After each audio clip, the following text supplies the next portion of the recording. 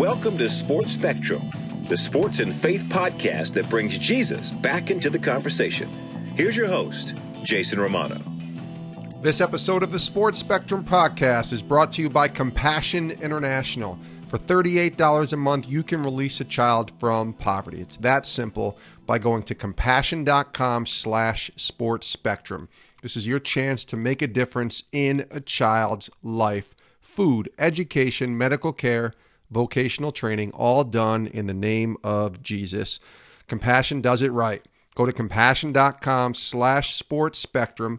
$38 a month. Sponsor a child today. Release a child from poverty. Today's guest on the podcast is Hunter Kemper. Hunter is a former United States Olympic triathlete from 1998 to 2016. He's a 2018 USA Triathlon Hall of Fame inductee, and he's a winner of the gold medal at the Pan Am Games in 2003 and a silver medal at the 1999 Pan Am Games. He's a four-time Olympian, the 2000, 2004, 2008, and 2012 Olympic Games Hunter was a part of. At one time, the number one ranked triathlete in the world in 2005 and 2006. And listen, he's the most decorated U.S. triathlete in history. This was a fun podcast talking to Hunter about his journey, about just the crazy training that is involved in being a triathlete, and even what is a triathlon. You know, I had to learn that myself from him, and learning that it's swimming and biking and running. But there's so much more to Hunter's story. Certainly his faith is strong, but he has a wonderful ability to share stories and make them, intertwine them into a podcast. And he shared a lot of great stories, including swimming in front of 700,000 people in Sydney, Australia at the 2000 Olympic Games, and being protected by the potential for sharks to come into the area where he was swimming at, which is just nuts. And he shares a couple other great stories, really great stories as well. I think you'll like getting to know Hunter Kemper, the most decorated U.S. triathlete in history, the four-time Olympian, joining us here on the Sports Spectrum podcast. Take a listen. Hunter, welcome to the podcast. Thanks for having me, Jason. I really appreciate it. I'm excited to be on. Absolutely. And I did mention the word former in our introduction. So let's start there with retirement, I guess, because it was last year, 2018, you were inducted into the USA Triathlon Hall of Fame. Well-deserved, of course. And then chose to make the announcement that you were formally retiring. Take us through that time and coming to that decision, I guess, at age 42 to step away, and what that's been like for you. Wow. Right out of the gate, Jason, I like it as far as the topics. You know, for me, retirement, I always loved the sport of triathlon, and I didn't ever feel like I was going to have to retire. You know, as an athlete, you feel like you're invincible, and you want to go as long as you can when you love what you do. And I found my passion early on in life. And so for me, retirement was hard. This transition, having been a four-time Olympian and won races all around the world in the sport of triathlon, the transition out of sports into real life, so to speak, into the real world has been more difficult than I ever thought it would be for me, to be totally honest. The retirement last year was great. It was a culmination for me in a lot of ways to kind of put an end cap to my career. And a way to thank people. You know, you go through your entire career and you don't get to basically share the recognition with others and say who's meant so much to you. So those Hall of Fame banquets and USA Triathlon announcing that it would become part of their Hall of Fame class last year in 2018 was a way for me to give back and just say thank you to all those that have helped me along the way. So, but transition, to be honest, transition has been tough. I mean, right now it's I don't have that same passion in something yet. I haven't found it yet. And I think it's okay. I don't think it's a bad thing. It's just been more difficult and more trying than I thought it would ever be. Now, are you one of those athletes? I talk to a lot of football and basketball and baseball athletes, and when they retire from the rigors of training. You know, some will stay in shape. They don't let themselves go to the point of just maximum capacity, but they don't train the way that they used to. I'm presuming that's the case with you. Is that the same? Absolutely, it is, because my training was that was my job, right? So my event is I swim a mile or 1.5 kilometers. I biked 40 kilometers or 24.8 miles, and I ran a 10K, 6.2 miles. That's the Olympic distance in the sport of triathlon, swim, bike, run. And so for me, training was everything. I mean, that's all I did. I got up in the morning, I swam an hour and a half, roughly about 7:30 to 9 in the morning. It would be about 5,000 meters in the pool, 5 kilometers in the pool, 3.1 miles of training in the pool. I get, have a small break, go for a run, maybe an hour run, which would be 9 or 10 miles of running would be a typical day. And then I'd take a break, have a late breakfast, early lunch, relax for a couple hours, and then go for a bike ride, say 2 to 4 in the afternoon or 3 to 5. And I'd go for 2 hours, maybe 35, 40 miles. So I'm training, what's that? Probably 5 hours plus some strength and conditioning training along the way, every other day, Monday, Wednesday, Friday, or 2 days a week. So you're looking at 4 to 5 hours a day of training times 6 to 7 days a week. There's not really many off days. So you're looking at 25 to 30 hours of training a week minimum. So to answer your question in long version, I'm definitely not doing that. My wife would not be happy if I still trained at that level. No more long bike rides on the weekends for me. It's like those golfers that go out and play 18 holes and gone for 5 hours. That's not happening for me. Yeah, I do an hour in the morning max, maybe 45 minutes before the kids get up.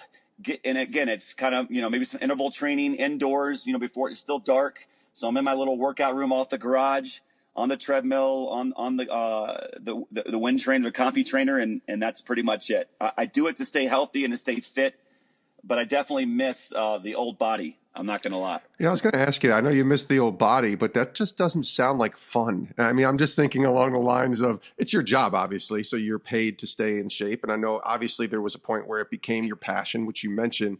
But swimming, biking, and running that long just sounds miserable to me. And I'm not saying that in a way that's defaming it at all. I think it's amazing. But that just doesn't sound fun. Were you able to kind of cultivate a place where this was fun for you?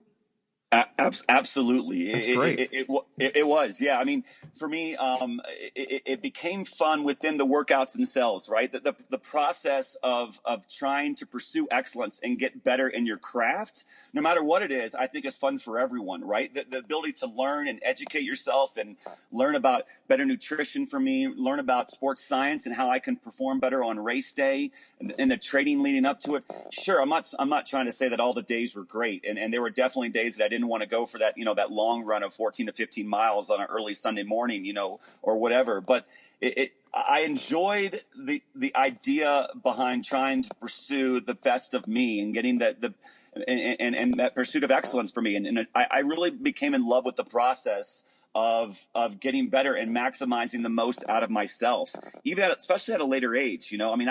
I competed up until I was 40 years old. And so for me to go into your 40s, going against, I have a 76th birthday, born in 76. I'm going against guys in their 90s, born in their 90s. Right. You got to do different things, right? I didn't train as long. I didn't do as many hard workouts, but I still felt like I had that veteran mentality, and I'd been there and I'd done that. And so I did. I learned to love the training because I at heart, I'm a maximizer. I'm that kind of guy that, I would do my training, then always do maybe a little bit more. That athlete that would always just do a little bit more. Sometimes it got me in trouble, maybe pushed me over the edge. But I felt like that always wanting to do just a little bit more because for fear of others training that hard, I think got me a long way and to 4 Olympic Games and #1 in the world. I heard a great quote, Hunter, recently somewhere. I don't remember where it was, talking about an athlete, some of the great athletes like the Michael Jordans of the world.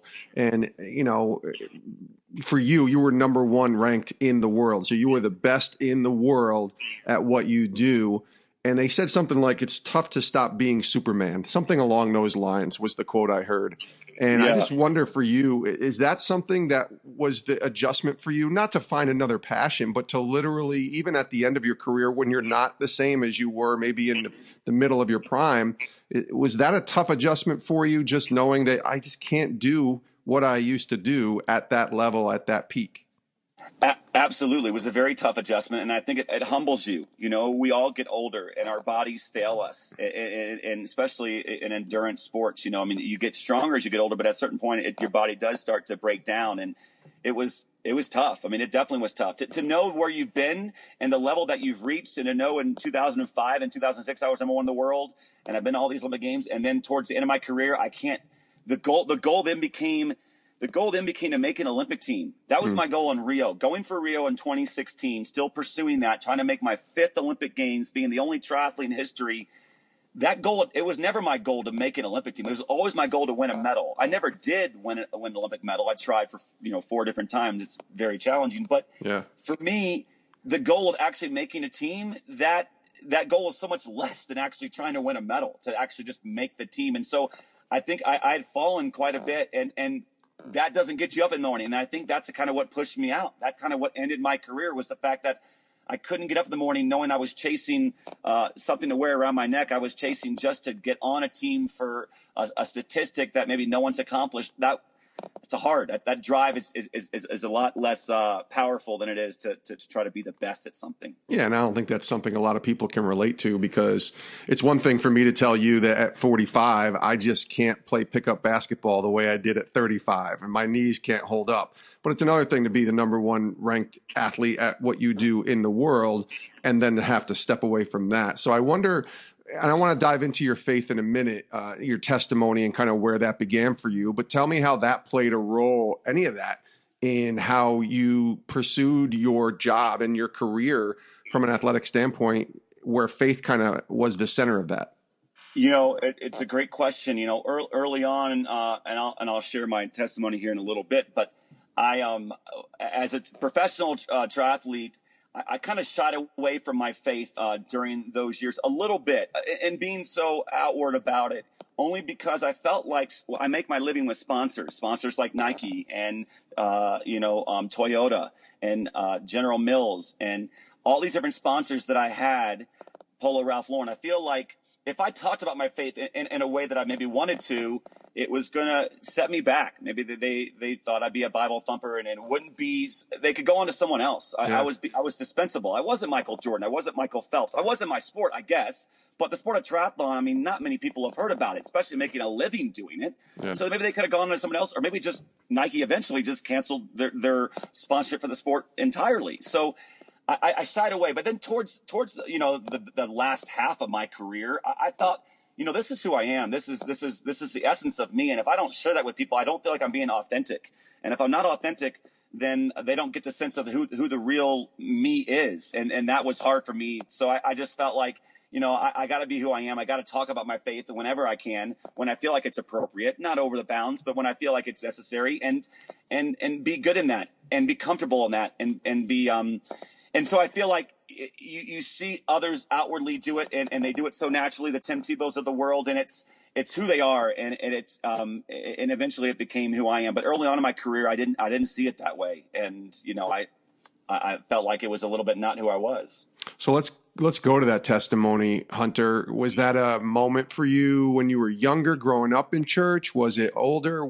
Tell us about how faith shaped you, maybe as a kid, and then into when you were able to finally say yes to God. So for me, I grew up probably like a lot of listeners, kids growing up and families growing up.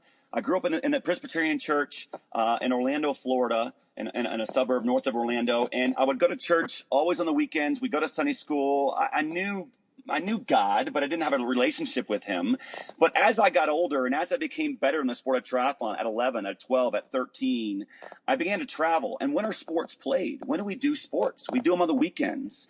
And for me, that kind of became the idol and the family. My parents weren't so strongly rooted in their faith, not as a negative against them, but in the household to therefore when that essence of not attending all the time, and then we became that Christmas and Easter attendee twice a year, because we were always traveling with my sports, with swim meets and with triathlon competitions around the country.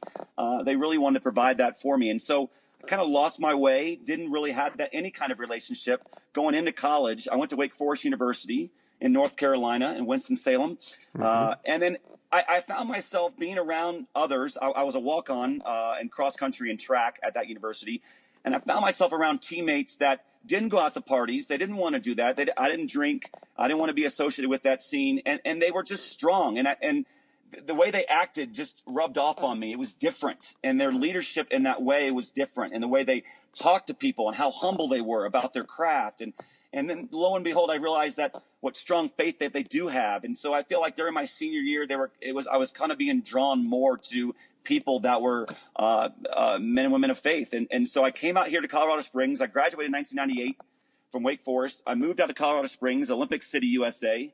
And it's the home of the largest Olympic training center in our country. Yeah. We're at 6,000 feet. And I moved out here for free housing and free food. I didn't make any money, so I was like, I want to come out here. And I did, and they accepted me because I was a top triathlete. And I started attending church more. A lot of the athletes out here at this campus in a training center started attending church. And I just became to the point where I couldn't do it anymore on my own. I couldn't say that I was – it was too much for me to accept all this, the good and the bad, all on my own. And there was a time, it was one moment, it was at a service in 1999 where I just left and walked away from the service and went back to my own house that I was living in, my small apartment, and just cried and just said, Lord, I cannot continue on this way. I need you in my life. I want to, and I accepted my Savior Jesus Christ into my life that morning, and I feel like my life has been changed. I've been, renewed and just have been a different person ever since. And so I think it's a story that I think many have along sports when that becomes their God, so to speak, right? I mean, it's a lot of the sports we have today are done on the weekends, and it pulls people away from the church and attending and worshiping and praising the God that we all know and love. You went and you mentioned earlier that you competed in 4 different Olympics, and I do want to talk about that, the experience and the overarching experience of what it's like to be at the Olympics. But what did faith look like there for you as you were able to try and stay connected to God at the Olympics? Did they have Bible studies? Did they have small group get-togethers, things like that? What did that look like? Yeah, I mean, it wasn't so much that. It's a lot of athletes coming together for a pretty short period of time. So I mean, it wasn't like we had Bible studies. I mean, we're coming together for 16 days, some coming in, some coming out. Some are there for opening ceremonies, which I was the last 2 games that I attended. The first 2 games, I wasn't even there for opening ceremonies based upon situations, I actually got to walk in opening ceremonies. So it's not so much of that team aspect. So you have your triathlon team, and you can talk about your faith. And during my 4 Olympic Games, there were some other believers along the way. But not many. And I think sometimes triathlon, the sport can lend itself to being like, I'm doing it all on my own. Look at me. Look what I'm doing.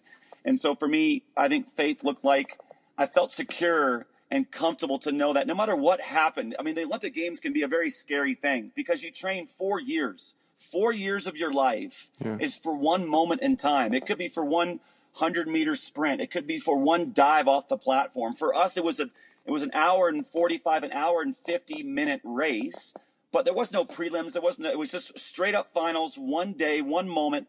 And it's scary. And for me, having my faith in that moment and talking to God throughout the race and knowing that no matter what happens, whether I was first or whether I was last, he doesn't think of me any less. He doesn't look down upon me in any way. If I can talk about my faith and share my faith throughout the process, he's being more glorified in it. And so for me, I felt comforted in that I've got a Father that loves me regardless, no matter what I do, whether I'm on top of the medal stand or whether and I'm not doing the sport of triathlon. And right now, sitting here talking to you, feeling so vulnerable and unsecure about what it is where I'm going to go to next in my life.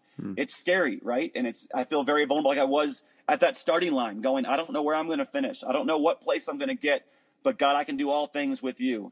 And so for me, I felt like it centered me in a place that I could really feel at peace at that starting line before that gun goes off, when all your nerves are racing in your body.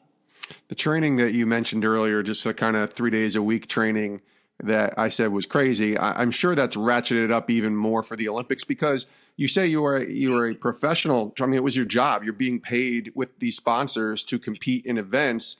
I don't know if the Olympics is that way. I don't think it is. It may be, but that's the ultimate of ultimate, right? To reach the Olympics and to be competing there. Is the training for that different than, say, just your regular training for other events? Is it a different type of training for the Olympics? It is a little bit, only because of our sport's a little different. A lot of times in the U.S., it's a different style of racing. We'll do Olympic distance. There's all kinds of distances in triathlon. A lot of times, maybe a lot of the listeners that are listening on the podcast today have heard about Ironman, right? So that distance is a triathlon, but that's really long. You swim 2.4 miles, you bike 112 miles, and you run a marathon at the end. Now that is really crazy. I mean, I haven't done nuts. one of those. That's awesome. It's just such a pinnacle goal for so many people. So there's that. There's the half Ironman distance, which is half of that. There's the Olympic distance, and then there's the sprint. But here in the United States, the prize money events that I do, the Escape from Alcatraz Triathlon, the Chicago Triathlon, the New York City Triathlon, a lot of these races, they're Olympic distance, so they're that same distance, the mile swim, 25 miles roughly of biking, and a 10K run, but it's a non-draft race, meaning you can't bike in packs like the Tour de France style. You can't draft off one another in the U.S. style domestic racing. And the Olympic Games, it's draft legal. So we do kind of a lap kind of crit style. So maybe it's a 5K loop done 8 times, and we all can draft in bike packs. So it's a different style of racing, which puts more emphasis in the Olympics on the swim. It's like golf, right? You drive for show, but you putt for dough. In triathlon, it's kind of similar. Like you swim for show. You swim to set up your race. If you don't have a fast swim in the Olympic races and the Olympics itself, you're in the wrong bike pack. You're coming from the second or third bike group. You're not gonna probably get there to the front. And if you can't run, because you're going to have to outrun somebody. You're going to have to outrun either 6 guys, maybe a pack of 20 that we're all going to get off the bike together. 20 guys in the Olympic Games get off the bike together in London. It was 21 athletes. So you're going to have to outrun 20 other guys if there's 21 athletes in that top bike pack in order to win. So you're running for the money, or you're running for the gold medal. So it's a different style of racing, one being draft legal in the Olympic Games, and then the other one kind of being more non-drafting, where you just bike all on your own. There's certain zones. There's a draft kind of zone that you cannot be in. We have draft marshals and race referees. So the style of training was different. But as far as just the everyday and how it looked, it was still very similar. I mean, I was still doing the amount of training that I was doing. It was just I was tweaking things and putting more emphasis on my swim and run than I was my cycling for the Olympics, if that makes sense. It does. Absolutely. Hunter Kemper is our guest here on the Sports Spectrum podcast. All right. For the Olympics, I guess, because there's 4 different Olympics that you participate in, we could probably do a whole podcast, another hour, just on your experiences at those 4 Olympics. So let me ask it on a broader term. Maybe start with, out of the 4, what's your favorite moment from the Olympics? And it could have just been an experience, maybe not even the competition part of it, but what was your favorite moment? The one that you tell everyone when they ask you about what the Olympics is like. What's that moment that stands out for you? I think I got 2. I'll share them quickly. Yeah. The first one was our Olympics in the sport of triathlon started in 2000. That was the first time our sport of triathlon was in the Olympic Games, was at the Sydney Olympics before 9/11 in 2000. So we were a new event. It was exciting. It was really neat. I was a lot on the morning shows, the TV shows beforehand. NBC was down there.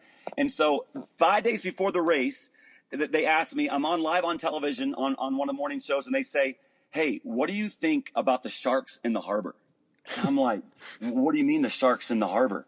They're like, that's been the talk, there's sharks in the harbor. And I'm like, listen, there's 55 guys on my start line. I'm one guy. I'm not probably the very fastest swimmer, so I take my chances that I get eaten alive by a shark, okay?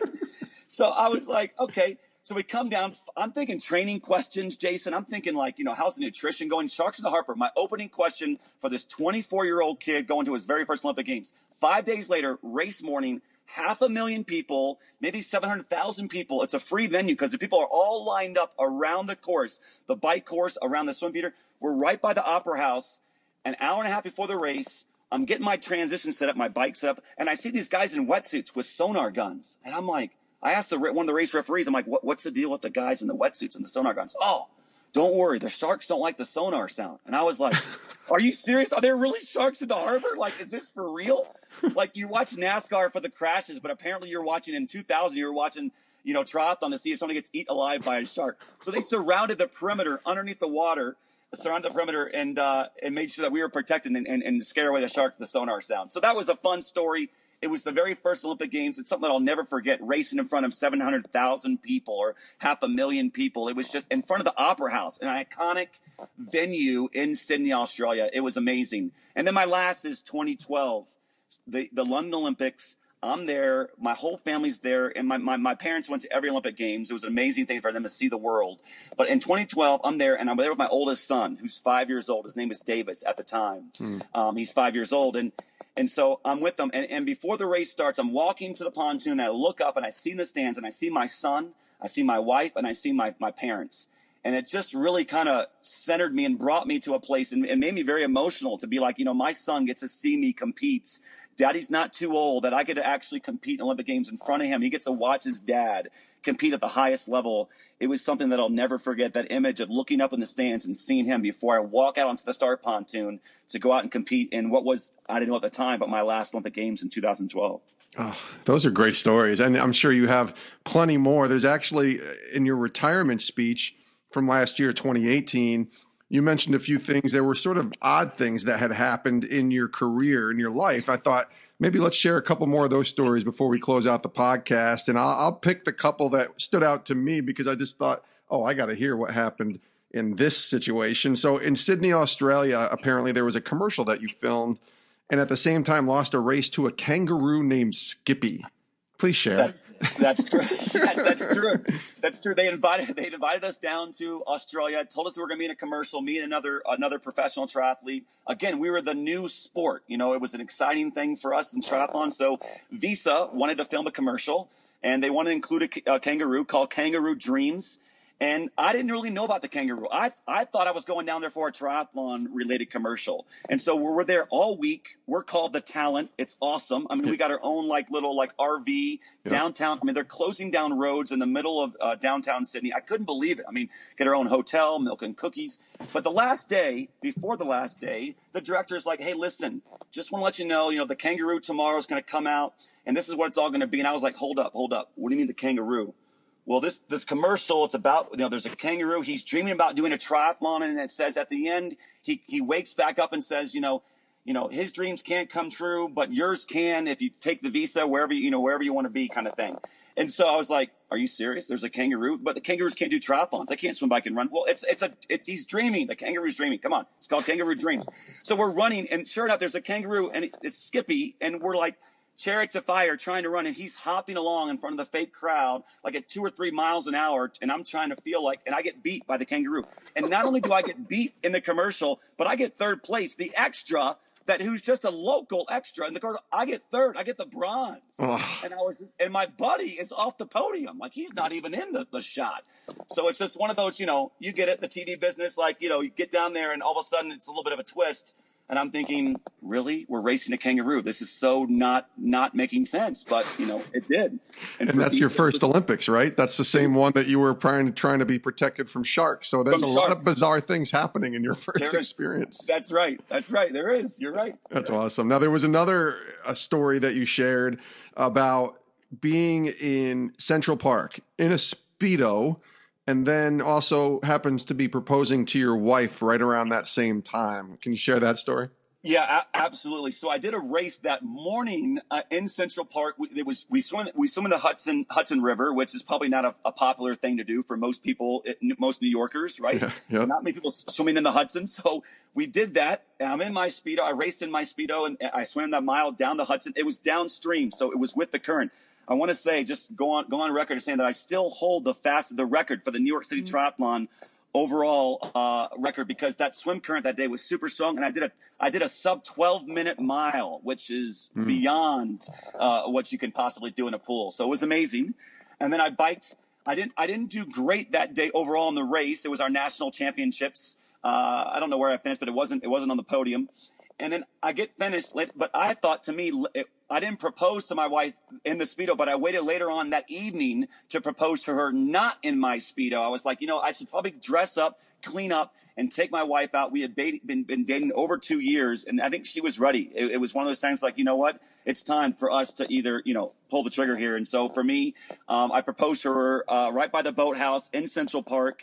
on my knee. I was so nervous, more nervous for that proposal as a guy. I mean, you get it. You want to make it perfect. And I'm like, maybe no people are going to be watching. And sure enough, people walking by and the women are like, oh my gosh, what happened? So it was an exciting time. But I decided I was new to the proposal in my Speedo, but I thought maybe that wasn't probably proper. So I did it later on that night outside, not in my Speedo, which was, I think, thankful for my wife. And you got a yes right away, I presume? I did. I got the yes right away. So it was an enjoyable night. We had dinner, and it was a great weekend besides the race. All right, last story. That's a great story too. Last story here that you shared, and it was something interesting as you mentioned it in your speech about being drug tested so much that your son called the guy who would come and test you daddy's friend. Can you just expand a little bit on that? And I guess even go further, because we know athletes are drug tested, but it sounds more frequent than I think many of us would even know if your son is calling him daddy's friend. That's exactly right. So I'm here in Colorado Springs, and USADA, the United States Anti-Doping Agency, is also here in Colorado Springs. And we get tested quite a bit. I mean, every quarter we're getting tested. We're getting tested out of competition and in competition. So, and then on your whereabouts, you have to fill out a form throughout the entire year, every quarter, letting USADA know where you're going to be for 1 hour. Always where you're going to be. Like for me, I would put in the morning. I would put in the morning time. Like, from 5 to 6 in the morning, I knew I was going to be in my bed, still sleepy. Like I wasn't going to be up yet. Yeah. So for me, they'd knock on the door like at 5:30, 6 in the morning, come in the morning and get me. So, but sometimes they would come unannounced. They didn't always have to come during that time. They could come unannounced. It didn't have to be during that time.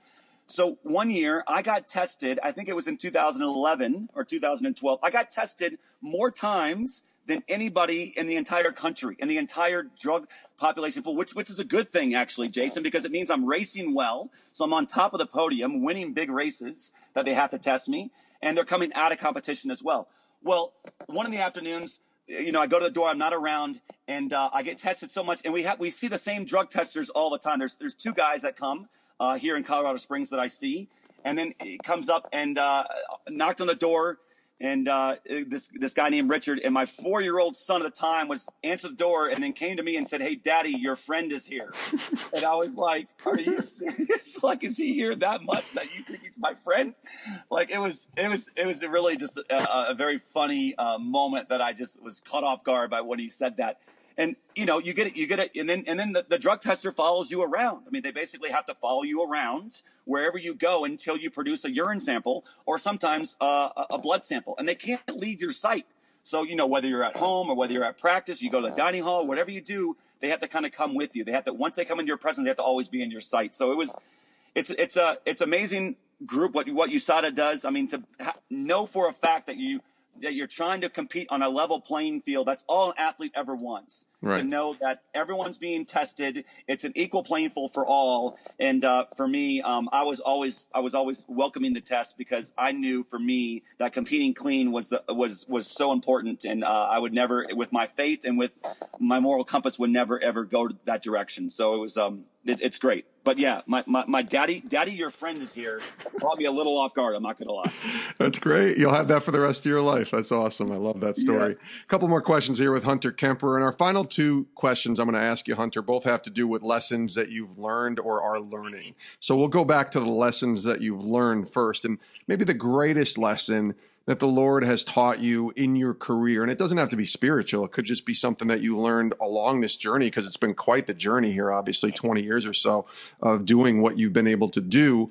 What's that lesson, that greatest lesson that if somebody just came along and said, what's the biggest thing you learned in your career? What would you say? Yeah, I think I think my lesson would be a lot of it's not about, it's how you act in those valleys, right? I mean, it's how we are, not in success, but in failure, and how you respond to the failure. We're all going to get knocked down. Not everyone's going to win the championship, or not everyone's going to win that gold medal, but how do you respond? How do you act? Who you are as a person in that moment that has not gone your way, I think is such an important lesson. For me, I had a biking accident in 2011, or I broke my elbow and shattered it. And then through 6 different surgeries afterwards, it was unbelievable. I had a staph infection in my elbow. I had to get it cleaned out multiple times, and I was getting a PICC line put in my opposite arm, and I was getting at-home administered care right around the holidays, a Christmas of 2011, and I just couldn't believe the place I was in, the valley that I was in. And I told myself, God, I'm going to only go as far as you're going to take me in this journey here. You're going to have to carry me. I'm going to have to soar on wings like eagles, and for you, you're going to have to be my eagle to carry me through this. And for me, I just had I felt like I drew closer to him during that time. And I think for me, I would say to others that in that moment of struggle that we're all going to go through, because we've all experienced success, but I can tell you one thing, maybe you haven't experienced success at being number one in the world, right? You mentioned that earlier, Jason. Maybe you haven't experienced that, but we've all had that commonality of experiencing failure. We all know what that feels like, right? Getting turned down in that job interview, or not, passing that exam for a kid, or not, performing an event, or passing your exams. We all have experienced failure in life. And I think it's how you respond to that, and how others can see you as you're going through that failure, I think is a big learning thing that I've learned, because I've lost a lot more races than I've won. I can tell you that. And it humbles you, and it puts you at a place to always want to keep on, for me, relying on my faith to move me forward, but just to kind of keep on that perseverance mentality. Speaking of learning, as we close our podcast interview here with Hunter Kemper on Sports Spectrum, I asked this to all of our guests as a final question right now, and we kind of talked about right now to start this interview. So right now, in the season that you're in, this different season, this transition season of retirement, what is God teaching you today? What is the Lord impressing on your heart and teaching you right now? I think patience. I think that's the biggest thing he's teaching me today. For so long, I feel like, we have a calling. All of us have a calling. We have been made in the image of God, and we all have been given talents and abilities that only we possess, and that we're so gifted in. And when I was a kid, I think early on I knew that. I didn't know that necessarily that God had given these to me early on in my life, when I was 10 years old and winning my very first triathlon with two other kids on the podium. I was the best of three. We were all on the podium that day. That's how little the sport was. I love it. But I knew that I had a passion, and early on when I saw myself and faces in the crowd, and I just got excited, and I knew what I was called to do. I wanted to be a professional triathlete. I went to college to work on my weakness in the sport of running, because I wanted to make it better. I wanted to turn it into a strength to be a better professional triathlete. And so I knew my calling and my passion and what it was and what God had gifted me. And now I feel like I've fallen off that, and I don't know, right, truly what that calling is. I don't know what God has in store for me. So it's that idea of patience. It's the idea of just trusting and waiting and being comfortable in it, but always seeking him and going towards him during this time of not knowing and unknowing. And, I think there's a Bible verse that, that it's always on my heart. I mean, I love Isaiah 40:31. That's one of my favorite. But in Proverbs 3, verses 5 and 6, it says, trust in the Lord with all your heart and lean not on your own understanding. In all your ways acknowledge him, and he will make your path straight. I think for me, and all my ways, and all during this time of this valley that I'm in, this time of transition that I am, have me focus on my kids, have me focus on my family, which is the most important, which is the legacy that you're going to leave. If my children can learn to love the Lord like I do now, that's the best gift I could ever pass on to them, and to teach them and to have their own faith in that. And so I think it's patience right now is where I'm at during this big time of transition, and not being scared, but being excited about what's next, and finding in that fulfillment of what God has in store for me on his own timing, not my own. So I'm excited in that. He is Hunter Kemper, the former U.S. Olympic triathlete, 4-time Olympian, the most decorated U.S. triathlete in history, and a 4-time member of the USA Olympic Triathlon team. Hunter, thanks for joining us here on the podcast. Really enjoyed the conversation, and hopefully we'll do it again. Absolutely. You got a great podcast, Jason. I love it. And keep doing what you're doing. It's pretty amazing. Keep it up. And many thanks to Hunter Kemper, the former United States Olympic triathlete, 4-time Olympian, for joining us here on the Sports Spectrum podcast. You can give him a follow over on Twitter at Hunter Kemper, the most decorated triathlete in U.S. history. And just really appreciated talking to Hunter. I loved his storytelling. Like I said, in the beginning of the interview. I thought his stories of proposing to his wife the same day he ran through Central Park in a Speedo, racing a kangaroo named Skippy.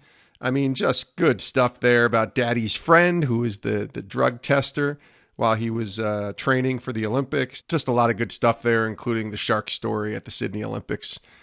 I love talking to Hunter, and I don't know a lot about the Olympics and certain sports like this, but getting to know him and his faith and his values and certainly the storytelling that he had was really great. So thanks to Hunter for joining us here on the podcast.